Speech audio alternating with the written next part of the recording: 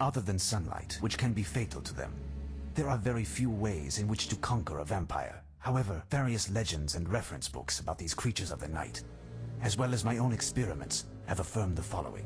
Firstly, vampires detest the smell of garlic. This preventative measure, used in a good number of regions subject to the depredation of these creatures, is omnipresent in the folklore of these aforementioned regions. Secondly, vampires cannot endure the fact that they cannot see their reflection in a mirror. This optical effect, which I feel confident I can witness, strikes them like a club, with the vacuity and aberrance of their existence.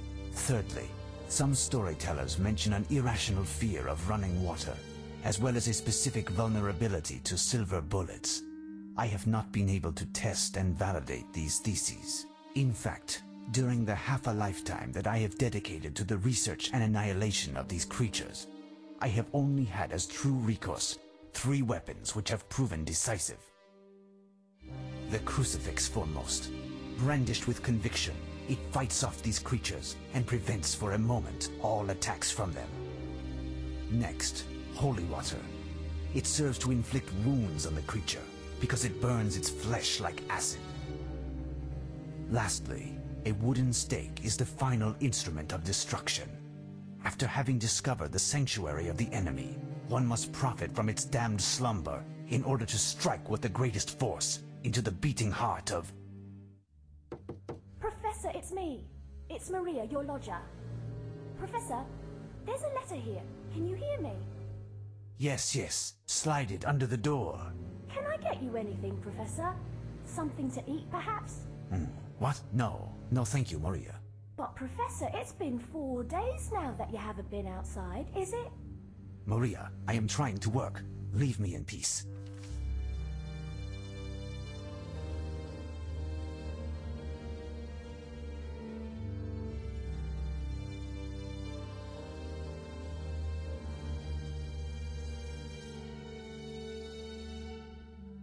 My friend, how can I allow you to leave? And what will become of you? I should have been in your place in this cursed castle and been destroyed by the one whom I have chased for years. You've had Mina. Poor thing. What grief I will cause when I shall tell her the news. There isn't a moment to lose.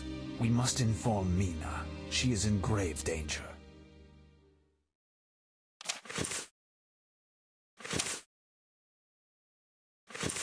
Come in, Professor. I am pleased to see you. Please excuse the disorder in my attire, but I haven't had the strength to attend to the housekeeping this morning.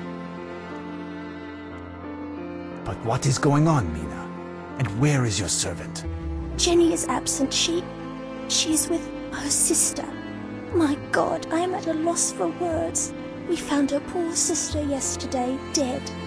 An atrocious crime. Today's newspapers gives the heinous details. The police came here to break the news to Jenny.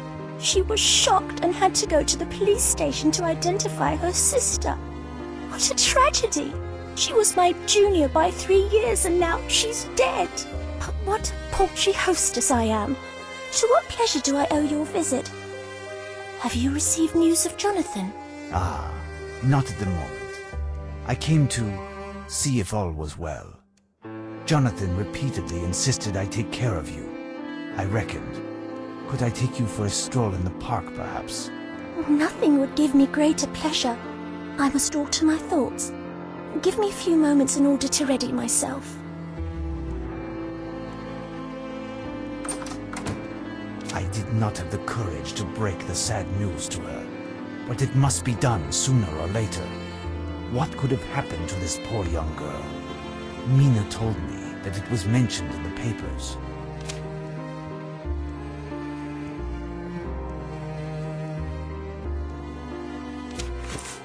Vampires possess numerous powers, such as uncommon physical capabilities and the ability to transform into bats.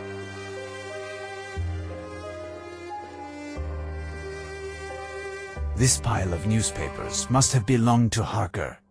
He kept them to help him in his hunt. Perhaps I will find the article to which the News Times made reference today. These articles surely contain some clues which will permit me to discover where the perpetrator of these wrongdoings has taken refuge.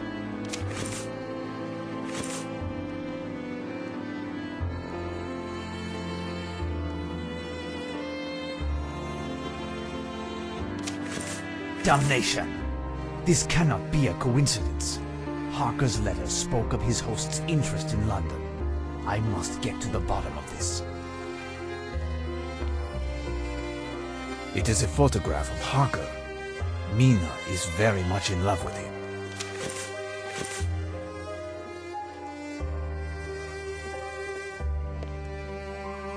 Harker's map of London, quite detailed.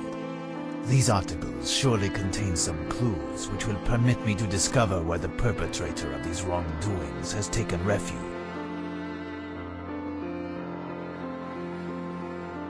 Ah, here is the spot where McAllister was found lying under a porte-cochere.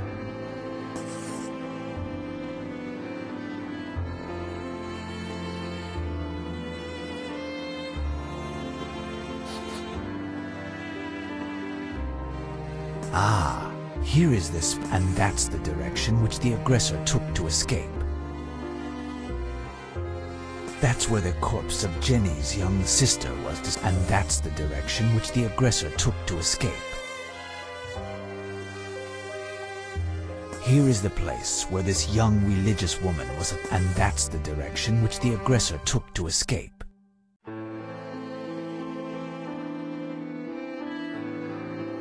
Here is the Melfords building, and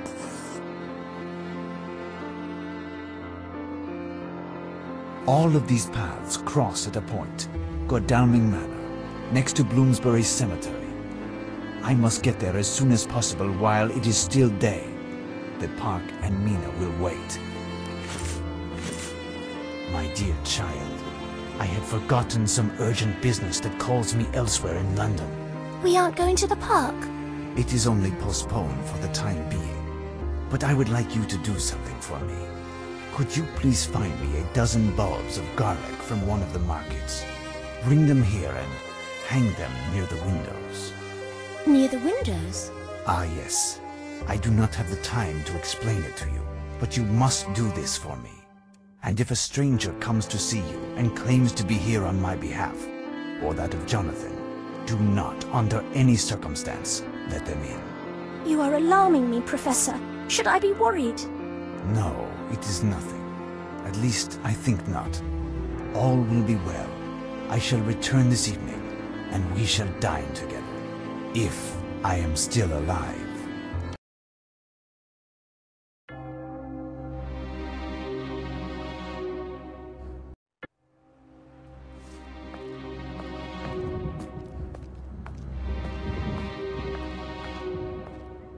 Godalming Manor. How can I be of service? Hello, I am Professor Ernesto Slavakopit from the Agricultural University of New Hampstead, connected to the Center for Cheese Proficiency. I have just retired and have been looking in London for a quiet new residence that is large enough to shelter my expansive research materials. Now your dwelling, or rather that of your employer, corresponds exactly with what I am looking for. Will you announce me so that he and I can discuss a potential offer? The master ID, and he told me. He told you what? What? Your master. What did he tell you? Certainly to welcome visitors with politeness during his absence and allow them to wait in the lounge. Isn't that correct? The master told me to crush the big flies that buzz about here and bother his sleep. He even told me I could eat him if I wanted to. Bother his sleep. Interesting. I must find a way to enter this location. Bloomsbury Cemetery. Rather unappealing.